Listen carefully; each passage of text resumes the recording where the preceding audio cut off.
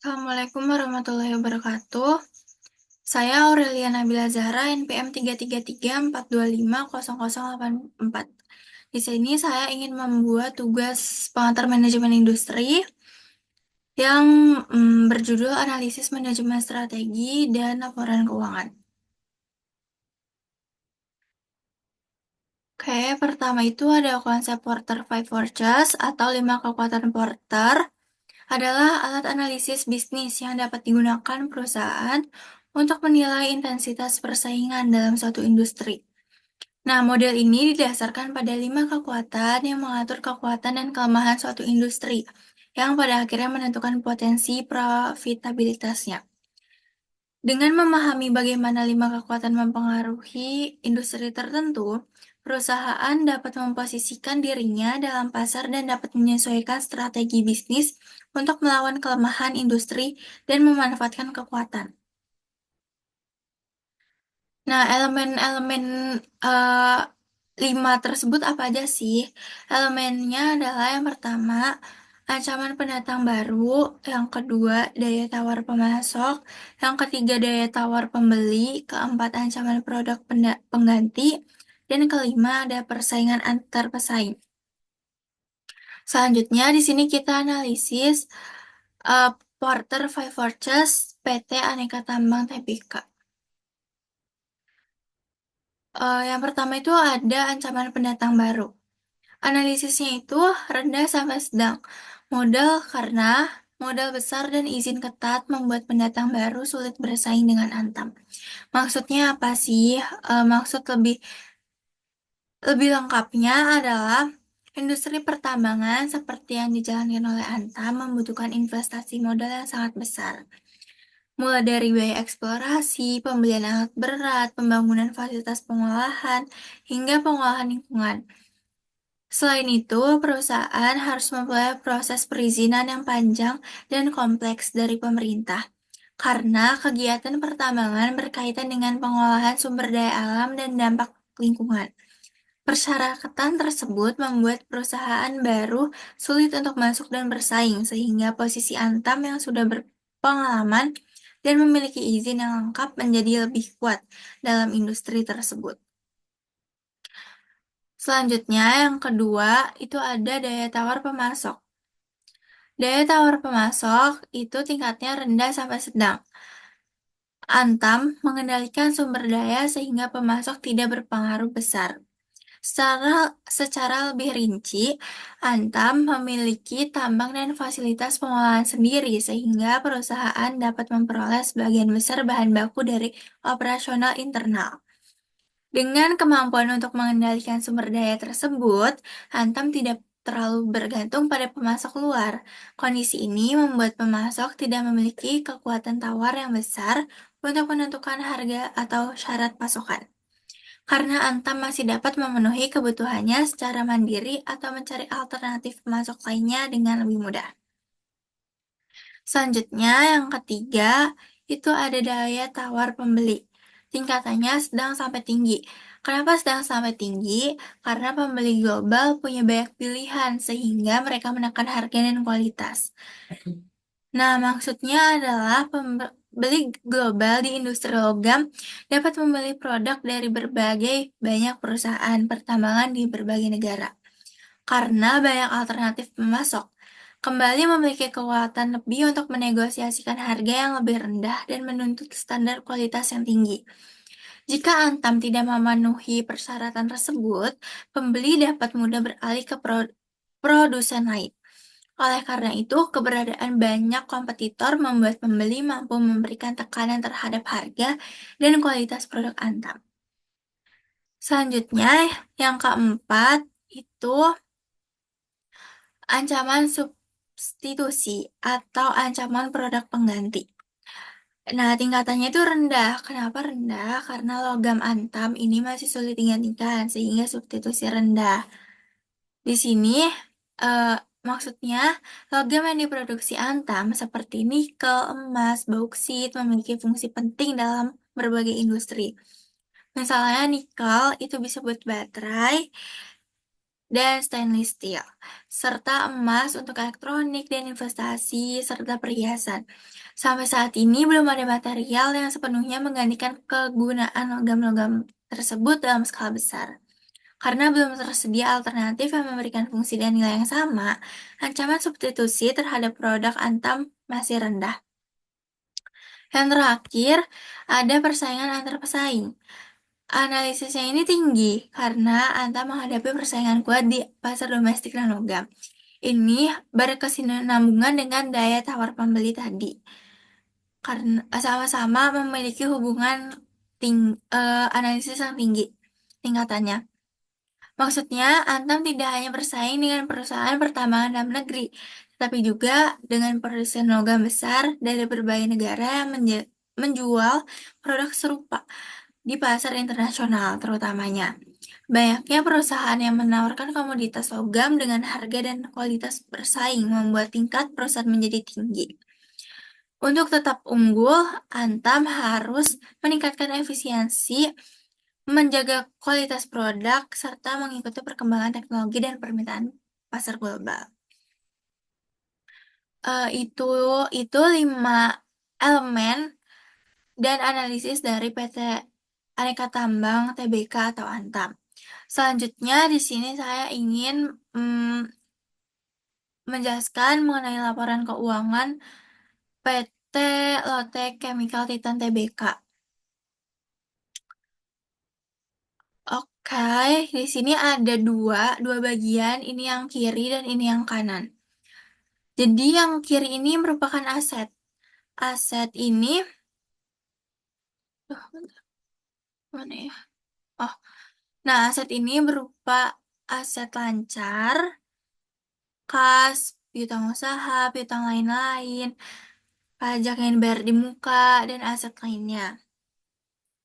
Pada 30 Juni 2025, PT Lotte Chemical Titan atau LCT memiliki jumlah aset lancar sebesar 54.933 US dollar.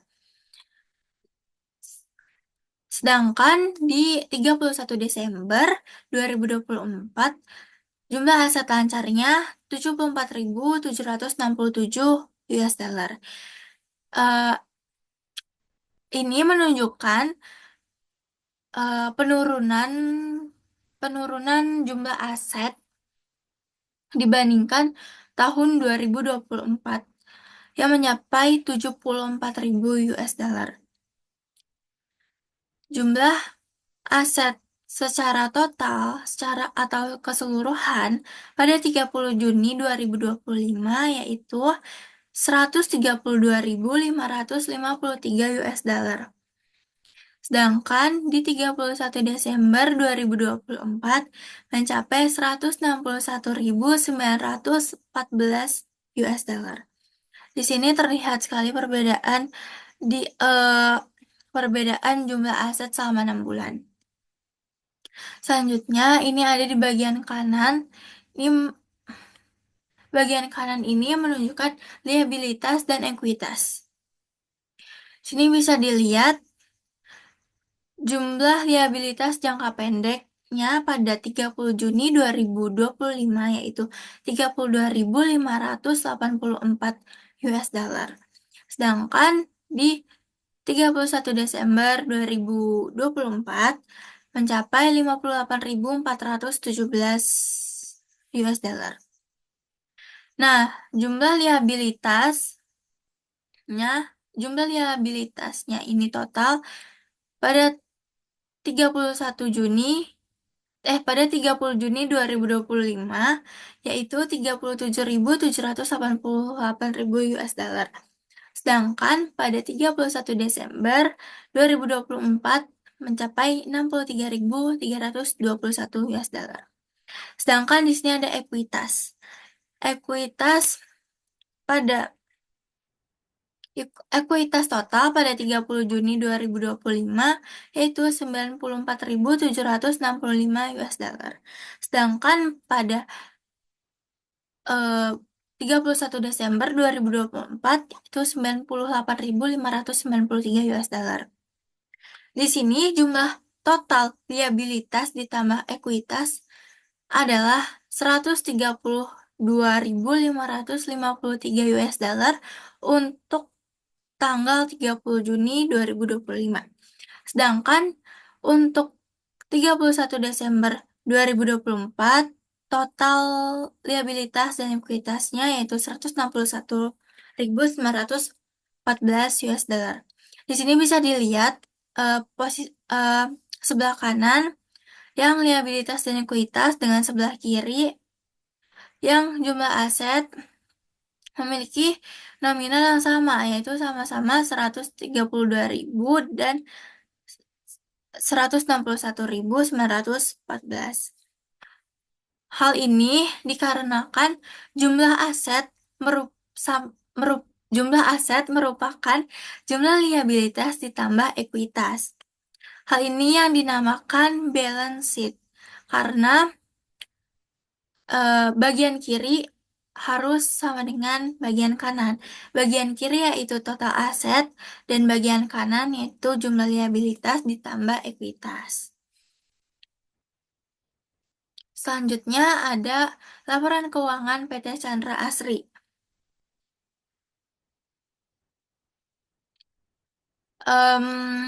Untuk aset, jumlah aset lancar pada 30 Juni 2025 yaitu 5.575.139 US dollar. Dan untuk 31 Desember 2024 yaitu 2.481.809 US dollar. Jumlah aset tidak lancar pada 30 Juni 2025 yaitu 5.109.855 US dollar, sedangkan 31 Desember 2024 yaitu 3.181.807 US dollar. Berbeda dengan PT Lotte Chemical, PT Chandra Asri dari tahun 2024 ke tahun 2025 menunjukkan peningkatan aset. Bisa dilihat jumlah total asetnya pada 30 Juni 2025 yaitu mencapai 10.684.994 US dollar, sedangkan pada tahun 2024 bulan Desember yaitu 5.663.616 US dollar, yaitu mengalami kenaikan dalam jangka waktu 6 bulan tersebut. Selanjutnya sebelah kiri ini sama seperti tadi, yaitu liabilitas dan ekuitas. Di sini ada jumlah liabilitas di tanggal 30 Juni 2025 yaitu 5.919.937 US dollar, sedangkan pada Desember 2024 yaitu 2.726.157 US dollar. Sedangkan jumlah ekuitas yaitu 4.765.057 US dollar pada 30 Juni 2025, sedangkan di tahun 2024 bulan Desember jumlah ekuitasnya yaitu 2.937.459 US dollar. Di sini ditunjukkan jumlah liabilitas dan ekuitas yaitu 10.664.994 US dollar. Bisa dilihat jumlah liabilitas dan ekuitas sama dengan jumlah aset.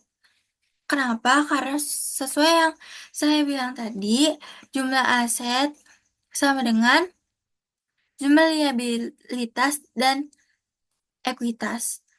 Jadi sisi kiri dan sisi kanan ini jumlahnya harus sama. Itu yang dinamakan balance sheet. Nah, sini udah ke perbandingan keduanya. Perbandingan singkatnya adalah PT Chandra Asri Pasifik unggul dalam segala aspek fundamental, modal yang kuat, likuiditas sehat, aset besar dan produktif, dan masih memiliki kemampuan ekspansi melalui leverage. Sedangkan PT Lotte Chemical Titan masih dalam kondisi keuangan yang rentan. Kenapa?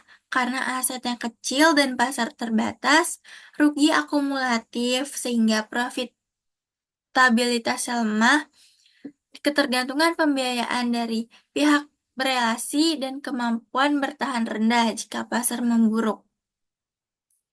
Penjelasannya yaitu penjelasan secara rincinya adalah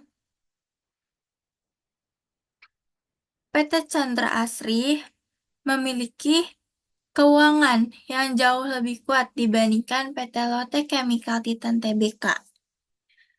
Hal ini dikarenakan per 30 Juni 2025, posisi keuangan PT Chandra Asri Pasifik menunjukkan posisi yang sangat besar dan kuat sehingga perusahaan petrokimia ini menjadi terkemuka di Indonesia. Total aset perusahaannya mencapai 10 juta US dollar, mencerminkan skala operasional yang luas dan investasi tinggi pada aset tetap.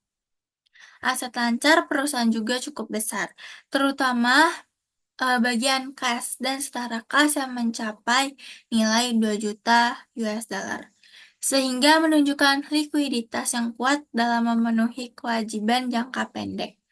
Struktur pendanaan Chandra Asri Pasifik masih didominasi oleh liabilitas dengan total liabilitas sebesar 5 juta US dollar. Proporsi terbesar berasal dari utang bank jangka panjang, menandakan perusahaan cukup agresif dalam pembiayaan ekspansi. Meski demikian, ekuitas yang mencapai 4 juta US dollar menunjukkan bahwa Chandra Asri Pasifik memiliki kondisi modal yang besar serta akumulasi laba yang positif, sehingga resiko finansial masih dalam batas wajar. Berbeda dengan Chandra Asri Pasifik, PT Lotte Chemical Titan Tbk menunjukkan skala bisnis yang jauh lebih kecil dalam industri yang sama.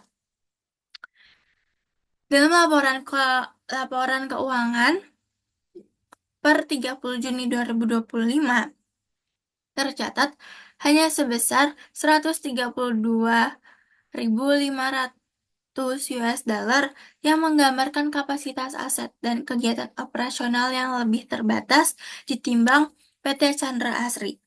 Aset lancar perusahaan juga relatif rendah dengan persediaan mengalami penurunan cukup besar, mengidentifikasikan tantangan dalam kegiatan produksi maupun penjualan.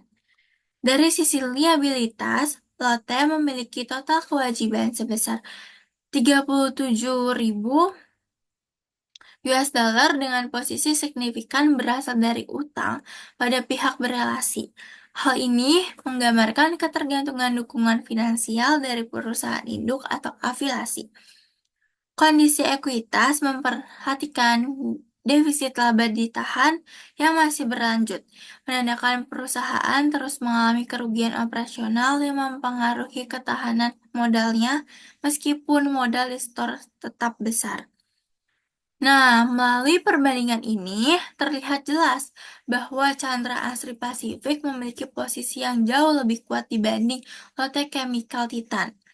Chandra Asri Pasifik mampu menjaga likuiditas tinggi dan memperbesar kapasitas aset melalui pendanaan kombinasi ekuitas dan utang yang terukur. Sementara itu, Lotte masih menghadapi tekanan kinerja terlihat dari defisit laba dan tingginya ketergantungan pada pendanaan dari pihak berelasi. Dengan demikian, Chandra Asri Pasifik dapat dikategorikan sebagai perusahaan dengan stabilitas keuangan baik dan potensi pertumbuhan lebih baik dalam industri petrokimia.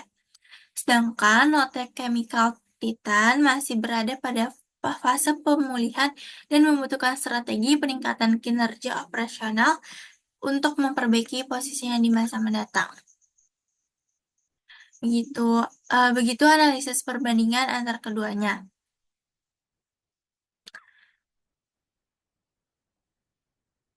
Sekian dari saya, kurang lebihnya mohon maaf. Wassalamualaikum warahmatullahi wabarakatuh. Mana sih?